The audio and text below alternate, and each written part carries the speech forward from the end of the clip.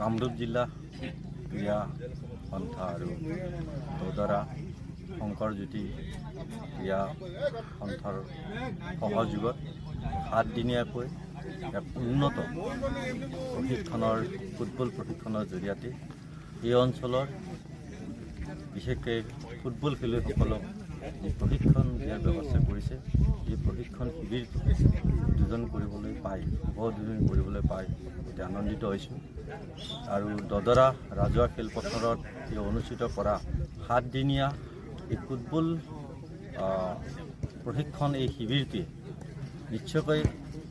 উঠি অহা নতুন যি প্ৰজন্ম আছে খেলৰ দিশত আগুৱাই যোৱাৰ ক্ষেত্ৰত যথেষ্ট অৰিহণা যোগাব। ইয়াত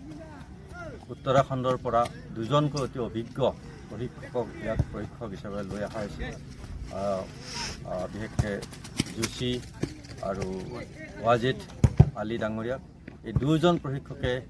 লগতে আন ভাল প্ৰশিক্ষকৰ দ্বাৰা ইয়াত প্ৰশিক্ষণ দিয়াৰ ব্যৱস্থা কৰিছে। আচলতে এতিয়া সমগ্ৰ অসমত মাননীয় মুখ্যমন্ত্ৰী মহোদয়ৰ প্ৰচেষ্টাত ক্ৰীড়া মহাৰণৰ এক সুন্দৰ পৰিৱেশেৰে খেলৰ ক্ষেত্ৰত উঠি অহা প্ৰজন্মক আগুৱাই নিয়াৰ ক্ষেত্ৰত এটা অৰিহণা যোগোৱাৰ লগতে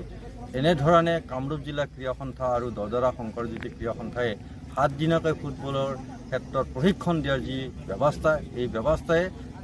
নিশ্চয়কৈ ইয়াৰ পৰা ৰাষ্ট্ৰীয় আন্তঃৰাষ্ট্ৰীয় পৰ্যায়তো ভাল ধৰণে খেলিব পৰাকৈ ভাল দক্ষ খেলুৱৈ আগুৱাই যোৱাৰ ক্ষেত্ৰত দক্ষ খেলুৱৈ হিচাপে পৰিচিত হোৱাত নিশ্চয় সহায় কৰিব। আৰু মই উদ্যোক্তাসকলক বিশেষকৈ আমাৰ জয়ন্ত দাস আৰু আমাৰ কামৰূপ জিলা ক্ৰীড়া সন্থাৰ সমূহ বিষয়ববীয়াক মই মোৰ ফালৰ পৰা আন্তৰিক ধন্যবাদ জ্ঞাপন কৰিছোঁ।